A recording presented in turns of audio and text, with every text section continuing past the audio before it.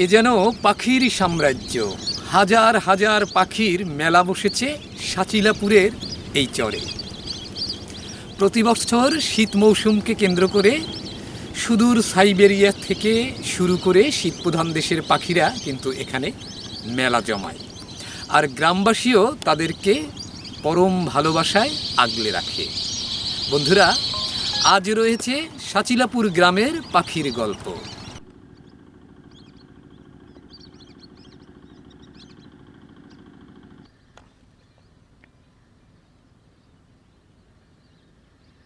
এটা বড় ক্যাডেট দিতে হবে, কিন্তু মানে স্থানীয় যারা জনগণ আছে তাদেরকে।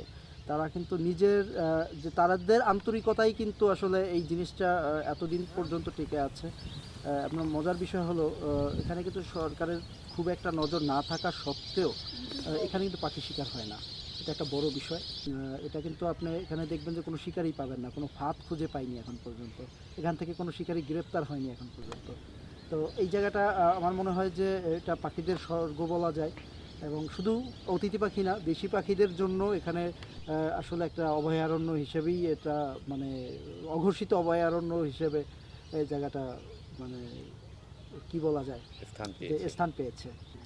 বাড়িতে অতিথি এলে আমরা তাকে পরম যত্নে তাকে আপ্যায়ন করি।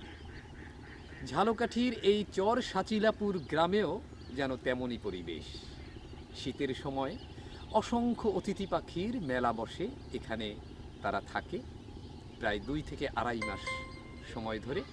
আর এই সময়টা এই গ্রামবাসী যেন তাদের আতিথেয়তায় একটুও কমতি রাখে না। ভিডিও করা কেবল নিরাপত্তা না, সার্বিক দিক থেকে তাদের দেখভাল করে। শীত শেষে, ফেব্রুয়ারির শেষে আবার পাখিরা চলে যায় আপন ঠিকানায়, কিন্তু গ্রামবাসী অধীর প্রতীক্ষায় থাকে আবার শীতের জন্য। কবে তাদের অতিথিরা আবার ফিরবে এই বিষখালির জলে।